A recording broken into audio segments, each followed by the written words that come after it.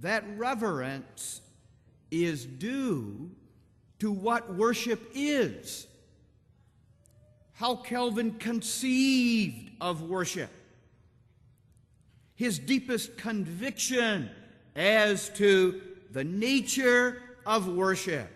And Calvin's conviction with regard to the nature of worship can be very simply described. Young children in the auditorium tonight can understand what worship is. This is what worship is, Calvin insisted. Worship is meeting God. Very simple. In worship, we stand in the presence of God. In worship, we bow before God. In worship, we are before God's face. That is the solemn reality of worship. And although God is our covenant friend, He is that, to be sure. Although He is the God who loves us with an eternal and electing love, loves us as the God who has redeemed us in the precious blood of His own dear Son, although He is the God who is favorable to us, the God who blesses us, still, He is God.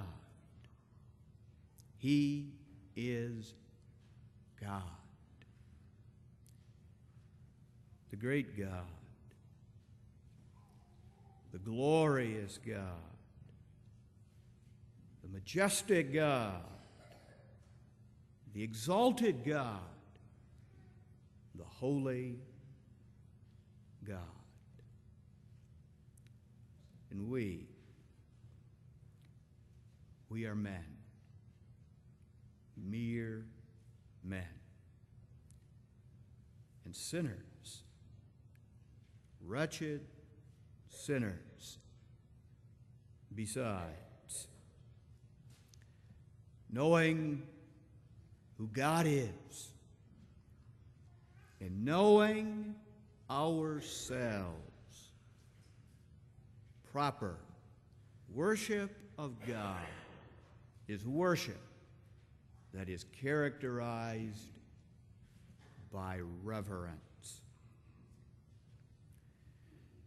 Calvin writes in his treatise on the necessity of reforming the church, "Let us now see what is meant by the due worship of God. Its chief foundation is to acknowledge Him to be as He is, the only source of all virtue, justice, holiness, wisdom, truth, power, goodness, mercy, life, and salvation. In accordance with this, to ascribe and to render to Him the glory of all that is good, to seek all things in Him alone, and in every want to have recourse to Him alone."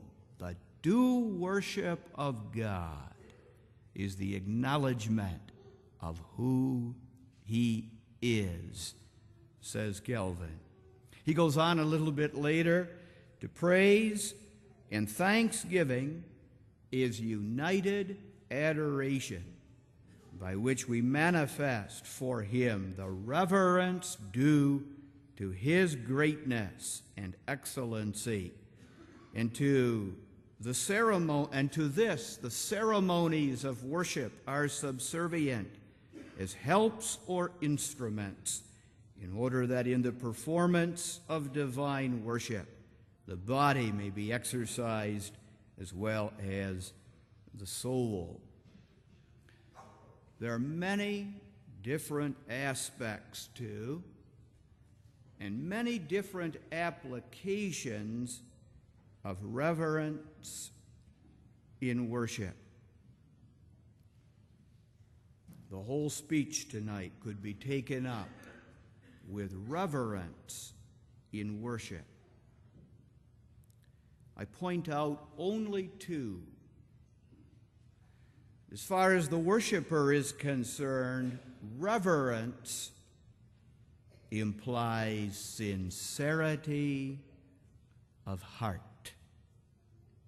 That is reverence before God.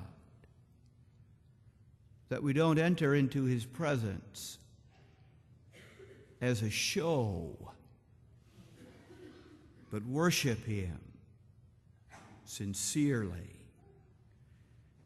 In expounding Psalm 5, verse 7, the psalm that was read to us tonight, Calvin writes, "And as hypocrites, in giving thanks to God, do nothing else but profane his name, inasmuch as they themselves are unholy and polluted." The psalmist resolves to come in the fear of God in order to worship him with a sincere and an upright heart.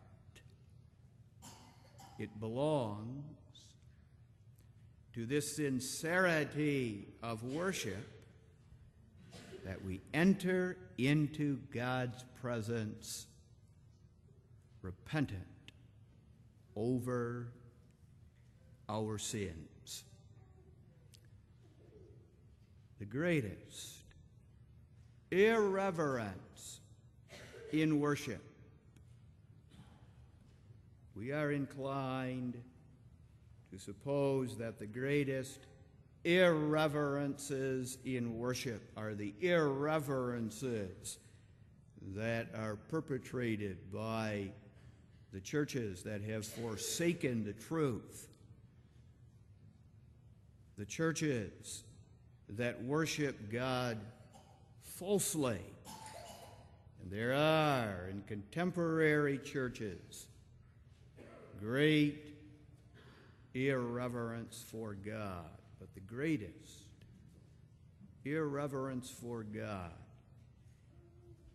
is your irreverence and mine.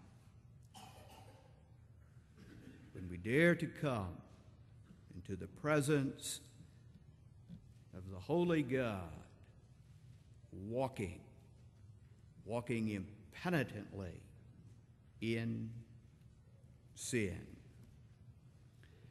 I point out that that's what the psalmist has in mind, too, in those verses that precede that 7th verse in Psalm 5. The foolish shall not stand in thy sight. He's talking there about those who dare to come into the presence of God in worship. Harboring, this is their folly, that they suppose that God does not see and know their sin.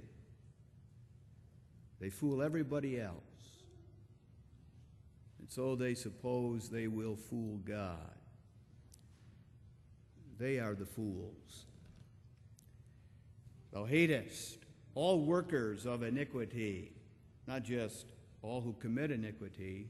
That's all of us, every one of us. But who go on in their iniquity, who will not turn away from their iniquity. Thou shalt destroy them that speak lies, leasing.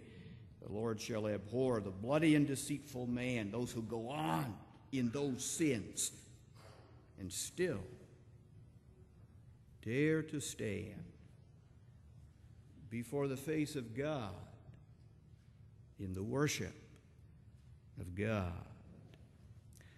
In the second place, reverence shows itself in the worship service, especially in the orderliness of the service. There's an outstanding aspect of reverence as concerns the worshiper, but there is also an outstanding aspect of reverence too often overlooked